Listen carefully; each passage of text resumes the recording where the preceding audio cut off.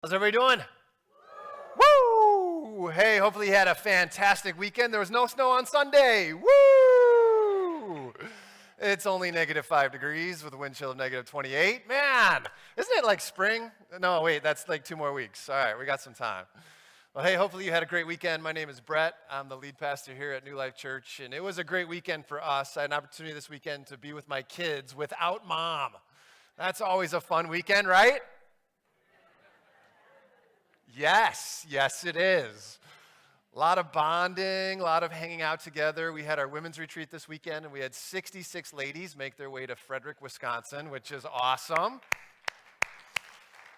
Which gives our guys something to work for, right? We've got a men's retreat that we do in the fall. At least we started one last year. Hopefully going to do it again this year. So I'm expecting 66 men to be there. Gentlemen, you going to do it? All right, one of you will. Thank you. But when mom's gone, it poses the question, what are we going to do? Right? What are we going to do? What's our weekend going to look like? How are we going to fill it with stuff? And the fear is, on my part, that we're going to actually have to play games.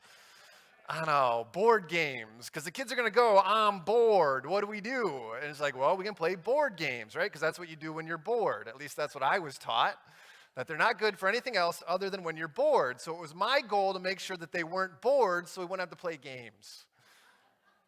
But it's gotten to the point where we don't play games. It's not because I don't really want to. In fact, I actually enjoy them. It's that my kids don't want to play games with me. And why is that? Well, I'm a little competitive. Do I enjoy beating a 7-year-old at Monopoly Deal? Yes, I do. I do. I get pleasure out of it because if I don't beat him, he's going to beat me. And then guess what he does to me? Dad, I beat you. And I'm like, ugh. We want to win. I want to win, a little competitive. But it's not that they don't want me to win. It's that they don't want to lose because they want to win, which I think every single one of us would argue the same thing. We go into games with the desire to win. I don't think any of us went into a game going, I hope I lose today. Man, it would be really great for my ego if I lost to a 7-year-old. Yeah, no, I've never said that. I've never said that. I have enjoyed beating a 7-year-old, but I've never enjoyed my ego getting hurt when I've lost to a 7-year-old because we want to win. It's built inside of us. We want to be victorious. Well, maybe you're sitting here today and you're like, yeah, no, I'm not really that competitive. I'd beg to differ. If you're breathing today, you probably enjoy winning. And winning looks different in all sorts of different capacities. How many people have been shopping and got an amazing deal on the thing they were looking for? And they're like, woo! Yes, that's winning. That's victory. Or how many people have struggled with a project or struggled with a paper and finally they have that idea or they find the solution and they get done with it and they're like, yes, I've conquered it. That's winning. There's something to it, right? It's winning inside of us. We want it. We desire it. We look for it. And so as we are talking today about Joshua, we're going to be talking about victory. We're going to be talking about God's victory as we're studying a passage that we're in part 2 of. So last week we started in Joshua chapter 10. And we looked at Joshua chapter 10 through Joshua chapter 12. And we looked at the battle. This is the final battle that the Israelites are in for the promised land. And it's a battle that went on for quite some time. It went on for what they estimate somewhere between 8 to 10 years of fighting for the promised land. And now they've gotten to the point where victory is at hand. And so I'm going to ask you guys to open with me this morning to Joshua chapter 10. We're actually going to start in chapter 11. We're kind of bounce around between 11, 10, and 12, kind of be back and forth. But if you don't have a Bible, I'd love to give you one. There's a number of them back on the back table there as we look into God's victory in the promised land and how that relates to us today. If you don't have a Bible, you don't want a hard copy, you can download one on any of your apps. And maybe you know somebody that needs a Bible. I would encourage you. Pick up a couple, give them away. Our hope is that not only does everybody in here have one, but everyone in here that knows somebody that doesn't have one finds a way to give one to them. And what's neat is those little blue Bibles that are sitting on the back. I've had a number of stories recently where they're making their way all over the globe, where people have traveled internationally and they're leaving them behind, praying, God, use this in a big way. Use your word to change lives, because I truly believe that the word of God is the only thing that truly transforms lives. And so we study it on Sunday with the hope that we give one away or we take it with us, that we don't just study it on Sunday, we study it every day of the week. And then we encourage others to do the same thing so that God will radically transform our lives. So we're looking at Joshua chapter 10. Like I said, we're going to start in verse 11. The battle's been raging, and in Joshua 11, verse 23, it says this. So Joshua took the entire land, just as the Lord had directed Moses, and he gave it as an inheritance to Israel according to the tribal divisions. So Joshua took the entire land. Not only do we want to be victorious as we think about winning, but we want to win in a big way. We don't like to just accidentally win. Accidentally winning is not something that's fun. In fact, I don't know about you, but I feel bad for people that win when they shouldn't have, right? Like the Eagles when they beat the Bears in the playoffs this year. Man, I really felt bad for the Eagles. I really did. They shouldn't have won. In fact, the camera panned over to Nick Foles right after the double doink when they missed the field goal at the end of the game when he should have made. And Nick Foles was kind of sitting there like, what just happened? And in that moment, my heart broke for the Eagles. Like, oh, I feel so bad that you just won. Because we don't want to accidentally win. We want to win, and we want to win in a big way. We want the victory to be complete. As we read here in Joshua chapter 11, verse 23, it says, so Joshua took the entire land. This victory, God's victory in the middle of this battle was complete. It was a total victory. I'm using that word in two ways this morning. God's victory is complete in the fact that it was over. The battle is now over, but it was also a total victory. God's victory was complete, and it was a complete victory. And we see that the battle had been raging. As we kind of catch up from last week, they had been fighting the southern kings, and now they step into the northern part. They're fighting the northern kings. The southern campaign was really, really quick. It was a couple months. The northern campaign then took a number of years. And they're fighting this battle and getting to the end of this battle. And this verse tells us the battle comes to an end, and all is done, and the entire land has been taken. It was a complete victory. And now the victory is complete, and God has won. Now, a side note to this, we're going to study in a couple weeks, there were a few things that were still left unattended to. In fact, the Israelites went into this victory, or went into this battle, with the entire land being taken, and yet there were loose ends that weren't tied up. God gives the complete and entire land to them, but they did not do some of the things they needed to, which will come back to bite them in the tail. And so we're going to see that in a couple of weeks. But what the author here is intending is for us to know that they've taken everything. So to say it in a way that we would understand it is they took the whole United States, but there were parts of it that were still left battling a little bit. So you could take over this whole country. If you came in the United States, you could conquer Washington, D.C. and some other key areas, and you could take the land, and Texas would still be fighting against you, right? Because that's just kind of what Texas does. And so that's kind of what happened here is they take the whole land, but there were remnants, there were factions, there were things that were going on within the land that the Israelites did not wrap up. But what the author is telling us is that God did his part. God gives them the whole land, the entire land, and the author is showing us that this was a complete victory. In fact, if you go to the verse right before this, in verse 22, it says this, no Anakites were left in Israelite territory. Only in Gaza, Gath, and Ashdod did any survive. This is another verse that shows us the completeness of the victory. And why is this verse important? Well, maybe a couple words in there you've heard before. Two of them specifically, the Anakites and the word Gath. Well, as we study Scripture, we see what the Anakites were. Why was this a big deal that the author included this passage? Well, let's go back to the very first message in this series. The Israelites had an opportunity to go into the land. They had a chance to go into the promised land right at the very beginning of their time in the desert, and they didn't do it. Why? Because they sent 12 spies in. The spies come back, and 10 of them go, we can't do it. We can't do it because there are giants in the land. There are men that are huge, and in their presence, we look like grasshoppers. We are so small, we'd never be able to defeat them. In Deuteronomy chapter 1, Moses recounts this story. Deuteronomy 1, 22 through 28, it says this, then all of you came to me and said, let us send men ahead to spy out the land for us and bring back a report about the route we are to take and the towns we will come to. The idea seemed good to me, so I selected 12 of you, one man from each tribe. They left and went up into the hill country and came to the valley of Eshcol and explored it. Taking with them some of the fruit of the land, they brought it down to us and reported, "It is a good land that the Lord our God is giving us. But you were unwilling to go up. You rebelled against the command of the Lord your God. You grumbled in your tents and said, 'The Lord hates us.' So he brought us out of Egypt to deliver us into the hands of the Amorites to destroy us. Where can we go?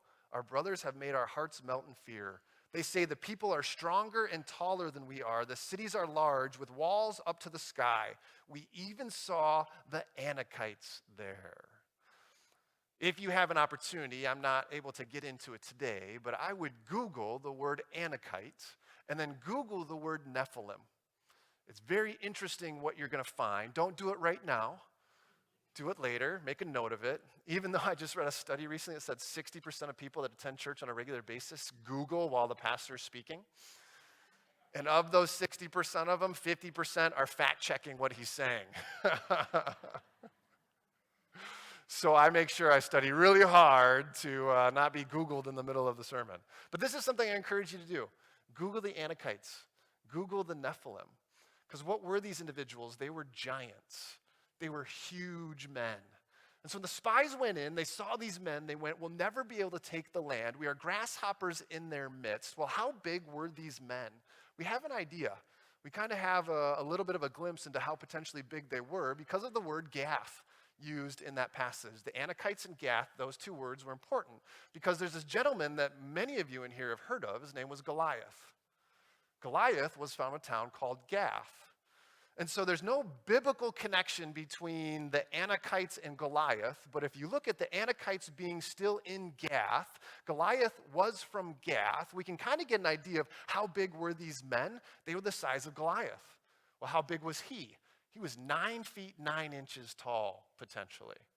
How big is 9 feet 9 inches tall? It's like a basketball hoop.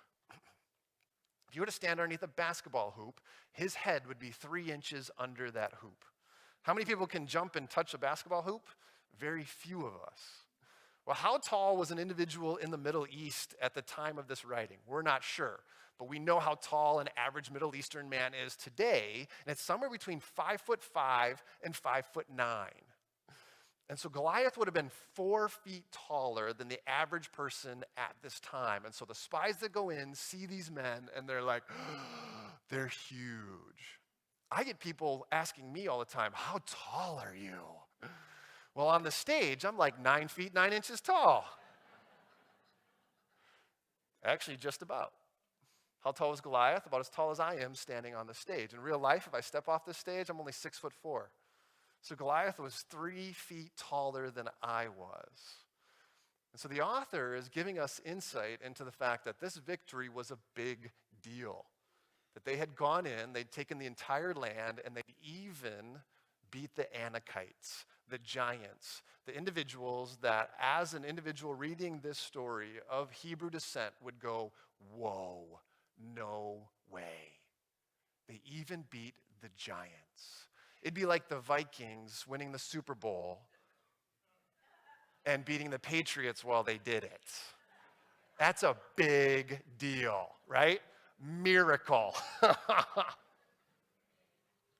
This would be even a bigger miracle than that. So as you're reading this, you'd be sitting there in awe going, wow, God did an incredible thing. He even beat the Anakites. He took the entire land. And so as we read this today, we can still stand in awe of God because there are giants in our lives as well too. Maybe a little bit different, but we're still fighting battles the same way that the Israelites were fighting battles at that time. Because if this was a spiritual battle, like we talked about last week, and the giants were the obstacles that they had to overcome as they were growing spiritually, you and I today have those exact same giants in our lives. And how often do we stand there staring at them going, there's no way I can overcome it. There's absolutely no way I can beat this. You're right, you can't. If you had put the army of the Israelites toe-to-toe with the Anakites, just based off of physical strength alone, they would have lost. Israelites would have been destroyed. And so from a worldly perspective, the 10 that went in and came out going, there's no way we could do it, were dead on. There's no way that you can do it. And yet there were two individuals that said they could, and those two individuals were Joshua and Caleb. And Joshua ends up being the individual that leads the Israelites into the promised land to eventually beat the Anakites because he knew physically they weren't prepared, but spiritually they were ready. Because God was going to be on their side. In this whole series, we've seen that God was on their side. When God was on their side, they were victorious, and they could beat the giants in the land. When God wasn't on their side, and when they weren't listening, it was a different story. Same principle holds true for us today, too. As we look at the giants in our land, as we look at the things before us, and there seems to be a lot more out there today than there ever has been before, we can do what the Israelites did originally, or we can do what the Israelites did with Joshua. We can either run in fear and say there's no way that we could win this battle, or we can stand there and we can go, I'm going to fight because there is no way I'm going to win this battle. But God will win this battle. And when he does, his victory will be complete. God's victory will be complete. It will be finished. It will be over. And it will be a complete victory. It will be all-encompassing. So what are the battles you're fighting today? What are the giants in front of you? What are the spiritual things that God's sitting there putting in front of you, knowing I'm with you, telling you I've got this, I'm behind you? Are you going to respond the way the Israelites did first or second? My prayer is that we are individuals here at New Life, but we are a nation that steps up spiritually and says, I'm going to respond knowing God is behind me, that there is nothing that can stand before me. Nothing. Not even the giants in the land, because God will be victorious in all, and when he is, I will stand in awe. Wow. Because God will be victorious in all, which is what chapter 12 tells us. As we move into chapter 12, it's probably one of the most boring chapters. I take that back. The next 10 chapters in Joshua are pretty rough. It starts in chapter 12, and it goes through the list of all the kings that were a part of this victory. So they conquered the Anakites. They were given the entire land. And then there's a rundown of all the kings in chapter 12 that were a part of God's victory. Individuals that Joshua and the Israelites conquered. And it goes through each one by name. And you're reading it going, why do I need to know this information? Again, it's the author showing us the complete victory that God had. It goes through each one by name so we could see that all the regions, all the places that were mentioned in the narrative, and even more than just the ones mentioned in the narrative, were mentioned in this passage so we could see again the totality of God's victory. It tells us at the end of chapter 12 that there were 31 kings listed. 31 different cities or nations or countries or whatever this was comprised of, that God was victorious over. This part of the passage in many ways is prophetic. And there's hints all the way along of the prophecy within Joshua of him telling us what's going to come, because as we've talked about, Joshua was a precursor to Jesus. And so as we see in chapter 12, all of the kings that are listed, it gives us an understanding of the completeness of the victory here, because that victory would be complete again in another form when Jesus would come. And we have to go back into chapter 10 and see a verse that kind of seems a little odd. And we're trying to understand why is that in there, and it can be a little bit obscure at times, but it's this passage, Joshua chapter 10, 22 through 25. It says this, so Joshua said, open the mouth of the cave and bring those 5 kings out to me. So they brought the 5 kings out of the cave, the kings of Jerusalem, Hebron, Jarmuth, Lachish, and Eglon. When they had brought these kings to Joshua, he summoned all the men of Israel and said to the army commanders who had come with him, come here and put your feet on the necks of these kings. So they came forward and placed their feet on their necks. Why is this passage significant in understanding the victory that Joshua had and the victory that would come in Jesus? Because what Joshua was doing was showing us the completeness of the victory that God would have at that time as he took the most prominent kings and he brought them out of the cave after they'd won the victory and they put their feet on their necks. You're like, man, that's kind of strange. Until you understand that the 31 kings that Joshua conquered is significant because Jesus would do the same thing. That Jesus would come, and in Revelation it tells us he is what?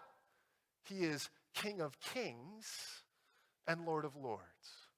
and that all nations will submit to him, and that all things will be won, and all will be conquered when Jesus comes. Why? Because all things will be put underneath his feet. And that his victory will be complete, will be total, will be the end of all of it, because like Joshua, he takes the kings and he says, I truly am king. I am the one who will be victorious. And so Joshua shows us what Jesus would be like, and then we see in the New Testament this exact phrase used in reference to what Jesus would do, Ephesians 1:22. And God placed all things under his feet and appointed him to be head over everything for the church, 1 Corinthians 15:27. For he has put everything under his feet. Psalm 110, verse 1. The Lord says to my Lord, sit at my right hand until I make your enemies a footstool for your feet. See, God's victory was a complete victory, and his victory was complete. See, Jesus' victory was the same way. Where was Jesus victorious? When he went to the cross and he died. He came for a purpose. He came to win. He came to put everything under his feet. And how did he do that? By dying. Which for us seems a little backwards at times. Shouldn't the victory be like Joshua? Shouldn't the victory be overpowering? Should it be complete? Shouldn't it be like beating a 7-year-old at Monopoly deal? Woo! Jesus said, no, you got it a little backwards. The victory is going to be different this time. I'm going to show you the way that you should live, because I'm going to come to serve and not be served. I'm going to come to seek and save the lost, and in order to do that, I'm going to beat the greatest enemy of all, and that's death. And the way that I'm going to do that is I'm going to die so everybody can live.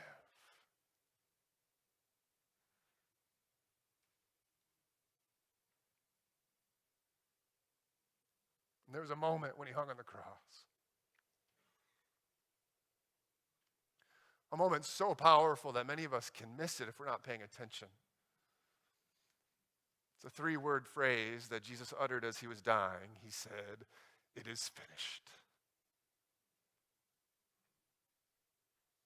The victory was complete. The enemy was vanquished. Everything was put underneath his feet. And so today, we live within that victory. We live within the context of Jesus having been victorious, and as believers in Jesus Christ, we know too that we are victorious over all things because Jesus has already won. And we live in this context, though, of this idea that it's here now, not yet. We've talked about this in a number of different situations, and this victory that Christ has is here now, not yet. It's here now in that he is on his throne. He is alive. He rose again. He was victorious over death. He gives us hope in this life that we too can be victorious, and yet we wait for the moment where he will return. And we talked about it last week. This was a precursor, this battle. It was a moment leading us to a place where we know that again, we will see the same sort of thing happen that did here in Joshua, that will happen again, and yet this time Jesus will come back and go, boom, see you later. And he, again, will be victorious.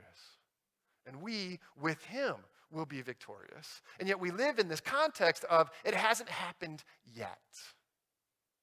And so I wrestle with this as an individual because I know that it's over, but it's not. And so how do I live within this context? Well, the simple thing that Jesus told us to do is, guess what? Tell people about it. You have a job. Until you're dead, you're not done.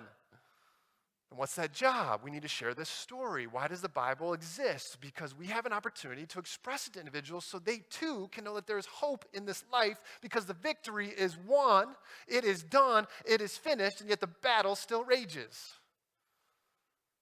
And he's placed us in the middle of it, like Joshua, to be individuals that fight for him so that we can, with Christ, reign once he comes back to put everything under his feet. I can't wait for that day. Because what does that day ultimately bring us? It tells us right here in this passage. The very end of chapter 11, the last part of verse 23, it says, "Then the land had rest from war." The land had rest from war. This is the promise that God gives us in Joshua. That when he is victorious, there will be rest. In fact, at the very beginning of Joshua, we talked about this in chapter 1, verses 13 through 15. Remember the command that Moses, the servant of the Lord, gave you after he said, "The Lord your God will give you rest by giving you this land. Your wives, your children, your livestock may stay in the land that Moses gave you east of the Jordan, but all your fighting men ready for battle must cross over ahead of your fellow Israelites. You are to help them until the Lord gives them rest as he has done for you." The beginning of Joshua, God promised victory. God promised the land for the ultimate purpose of there being rest. That they would come to a place after a restless season where they could finally enter into this land in relationship with God as God's people so they could rest from all of the things that they were dealing with. What happens once you win? You rest. You rest. If you're an athlete, you understand it. Unfortunately, I lost in my life way more than I won. And after you lose, what do? You get up the next day and you work harder. And you keep going and you tell yourself, that's not going to happen again. I'm not going to lose. And then as an athlete, when you win, what do? You go take a nap. You rest. The day after a victory is way better than the day after a defeat. And that's what God says. Once victory has come, there will be rest. There will be ultimate rest within me, which I long for, which as an athlete, I totally understand, which is what God promises us. And yet Joshua wasn't able to bring complete rest, yet once again, he was a precursor to Jesus to show us where rest would come from. Hebrews 4, 8 through 11. For if Joshua had given them rest, God would not have spoken later about another day. There remains then a Sabbath rest for the people of God. For anyone who enters God's rest also rests from their works, just as God did from his. Let us therefore make every effort to enter that rest, so that no one will perish by following their example of disobedience. The writer of Hebrews looks back at Joshua and says Joshua was pointing us to the future. And yet the example of the Israelites is one that we can take today because they were resistant to enter into that rest. That as they looked at the giants in the land, they're like, nah, I don't want to do that. God, I got a better way. I'm going to go do this instead. And yet that better way cost them 40 years in the desert of wandering and continuing to be more restless. But God says, no, this is the way that I have. If you enter into this, you will experience rest. And the author of Hebrews says, do everything you possibly can to enter into that rest. Well, where does that rest come from? Jesus. In this here, now, not yet concept. That we can, in this short period we have here on earth, we can experience a very small glimpse of what that rest will look like. And understand that what Jesus promises us is an eternal rest from all of the stuff we deal with here, that when we're finally in the presence of God, when he makes everything new again and perfect, that we will have complete and full rest. That is something I look forward to. Because maybe you're in a season today where you're restless. Maybe you're in a season of battling. Maybe you're fighting one of these battles right now and you're wondering when rest will come and you're longing for it. And my encouragement to you is persevere. Continue on because the promise exists. Well, when will it come? Well, it might not be right away. The second battle that the Israelites fought in the promised land was a long battle. What do you think got them through that battle? I think the promise of rest. At some point they knew that God will fulfill his promises because he was in the middle of doing that he would bring that rest, and they had to persevere and continue on. That they had to continue to move forward, that they had to become the very best they could be, so when that moment came, when they'd endured all of it, they could stand there and go, oh God, thank you so much for this. And yet the contradiction in our life is we want it easy, but when do we appreciate most? When it's the hardest. When is the victory best? When it's fought for. When it's a hard-fought victory. We don't really like the victories. You know, I say I like beating my son who's 7, but you know what? That's not the best victory. The best victory is when I beat the very best. In fact, my dad, growing up as I played sports, he always challenged me, in order to be the best, you got to beat the best. You don't play those that are already better than, because that's not going to make you any better. That's not going to challenge you. That's not going to push you forward. How do you become the very best? You beat the best. How do you become the strongest? Go through the toughest situations. How do you gain endurance? Go through things that challenge you. How do you run a marathon? You just get up off the couch and go for it? I hope not. If you have, I'd love to hear your story, because that sounds crazy. We work ourselves towards that end. We push through, because when the victory is won, we can stand in awe of who God is. The victory for the Israelites was hard fought. It was challenging. It was difficult. When they got to it and they finally experienced the promise of God, they can stand in awe of him and enjoy that rest way more than if they'd probably entered the promised land at the very beginning.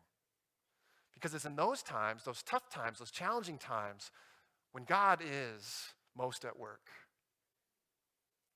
When God is most present. When God is most there. Even in the low times, he's with you. Even when it seems you're losing the battle, he will still be victorious. Even when it seems that you can't carry on, he will give you the strength to do so. And we have the promise that when we get through it, we will experience rest. I had a chance this past week to be in the mountains.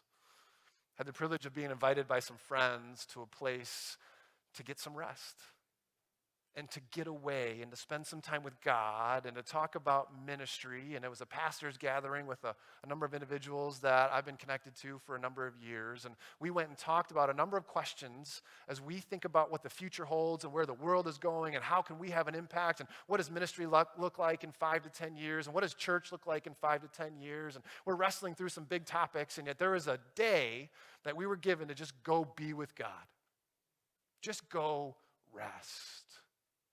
Do whatever it is that we wanted to do. You could have read, you could have written, you could have done whatever. Well, the elders here were wise in telling me I should take my wife with.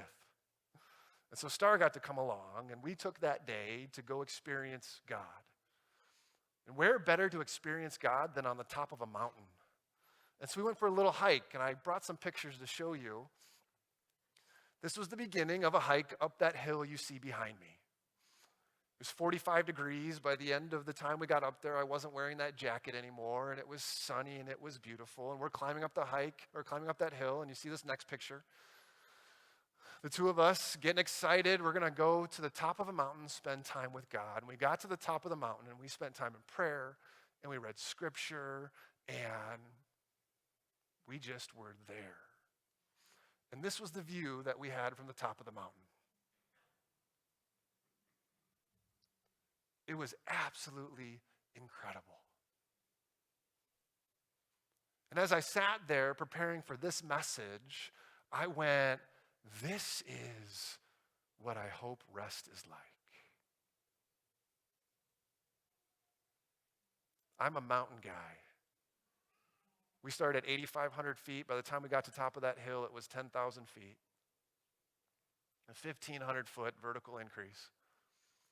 And as I sat there and I looked at God's creation and I rested, the promise of that rest was so much more real that it gave me the strength to come back to deal with the battles, knowing that someday that's what I had to look forward to. And in this life, God gives us glimpses of that. He gives us opportunities to see that, as he says, when all is said and done, you will rest from your battle. I love what the author of Hebrews says, do everything you possibly can to enter into that. Know who Jesus is. And then share that with everybody else you know so they can experience that too. It was kind of funny as we're climbing up that hill, there were a number of individuals that stayed back, and there was a looking glass that they were looking through. And we'd encourage them, come with us. And they're like, oh, no, that mountain's too big. I can't do that. I don't know if you've ever been in the altitude. It's pretty hard to breathe. And so you take like 20 steps, and you're like, pause for 10 minutes or so, catch your breath, do it again. We got back down, and all I could do was tell them, you guys have to see this. You have to come with us. And you know what they said? Nah, I'm good. And yet that didn't stop me from continuing to tell them. And that's sometimes the things we're going to deal with. We've been given the promise. We've been given glimpses of it. We need to tell people about it. And there, every so often, will be individuals that say, nah, I'm good. And that shouldn't stop us from expressing to them the beauty of what it is, because that's exactly, in the here now, not yet context, what God has asked us to do. Share with the world what rest looks like and challenge each other towards that end. So my challenge this week for all of us, it's winter out, it's cold, there's a lot of stuff going on. My life this year has been busier than it was last year. I've only skied half as much this year as I did last year, which is super disappointing. So if by chance you want to ski with me over the next couple of weeks, I need an excuse to do that, I'd be totally open to it. What I experienced through these last couple of months because of the busyness is this last week, it's exactly what I needed. And so I'm going to encourage you, find time to rest. Get a glimpse of what God has promised and know that in that period of rest, that his victory will be complete over all the things that you're struggling with. That someday it'll come to an end, and when it does, you'll have rest. And know that Christ will be victorious, and he will overcome all things. And when he does, his victory will be complete, and it will be a complete victory. Pray with me. Lord, we thank you. We thank you this morning for who you are, that you have given us these promises, Lord, that we can hold on to, that there will be rest. That, Lord, we need to do everything we possibly can to enter into that. And we've been told exactly how to do that, that Jesus, it's through you. Because you have already won the ultimate victory. That you came, you died, you rose again, you conquered death. You said, it is finished. And then told us that you are the way, the truth, and the life. And to enter into eternal rest, all we have to do is come through you. So I pray this week, Lord, that you give everyone in this room a glimpse of what that rest will be.